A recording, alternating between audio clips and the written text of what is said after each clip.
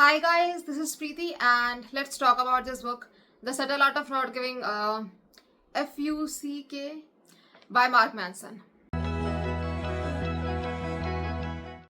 मेरा जो ओपिनियन है इस बुक को लेके वो थोड़ा सा नेगेटिव साइड ज़्यादा इंक्लाइन हो रहा है as compare to positive side.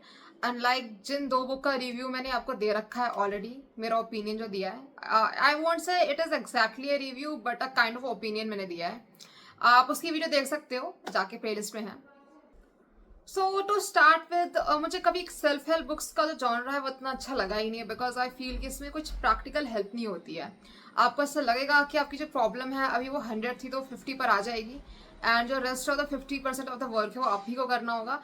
But नहीं, इट्स नॉट द केस। अगर आप एक बुक पढ़ रहे हो तो शायद आपकी 5 या 10% प्रॉब्लम थोड़ी सी सॉल्व हो जाए।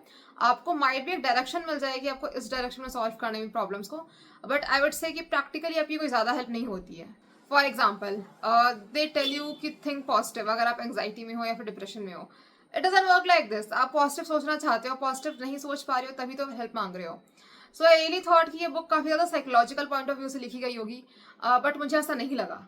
इट्स साउंडिंग लाइक कि अगर आप परेशान हो तो somebody is telling you to think positive. It doesn't work like that. मुझे ये भी लगा है कि इस बुक में कुछ पॉइंट को काफ़ी ज़्यादा ड्रैग किया गया है। जो चीज़ एक चैप्टर में खत्म हो सकती थी उसके लिए जबरदस्ती 2 या 3 चैप्टर्स बनाए गए हैं, which was a needed, because as an adult जब आप बुक पढ़ते हो तो आपको एक ही बार में समझ में आ जाता है। जब भी मैं ऐसी सेल्फ हेल्प बुक्स पढ़ती हूँ देन पूरी बुक पढ़ने के बाद मुझे रियलाइज होता है कि मैंने एक्चुअली में कुछ भी नहीं पढ़ा, बिकॉज जो इस बुक में लिखा हुआ है वो मुझे ऑलरेडी मालूम है। So what is the whole point of reading the whole book.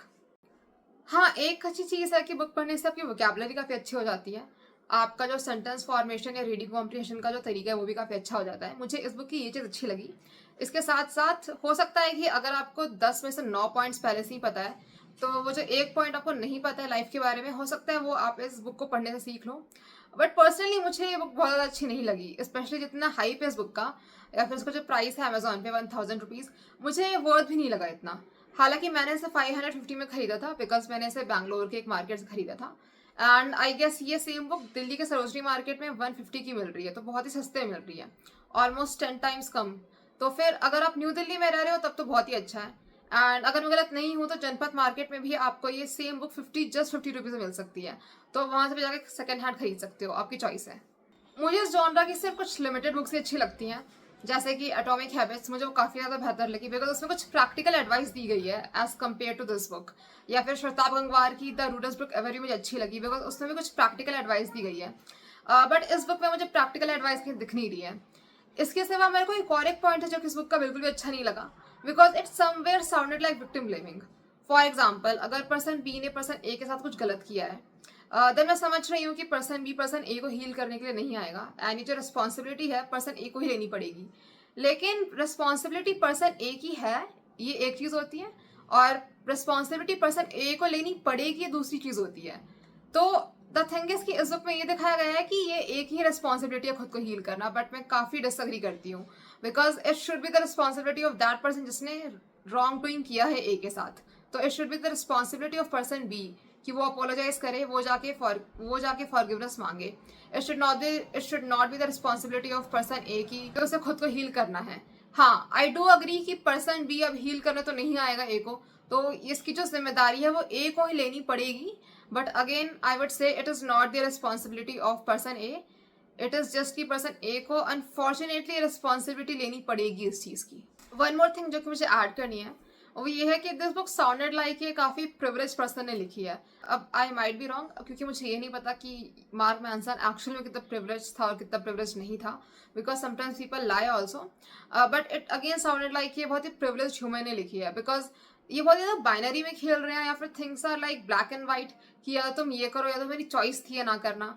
And I highly disagree, because privileges, opportunities, तुम्हारे जेनेटिक्स, तुम्हारा एनवायरमेंट, या फिर तुम कहाँ बॉन्ड हुए हो, ये सारी चीज़ें बहुत ही बड़ा रोल प्ले करती हैं। And we do not talk about luck.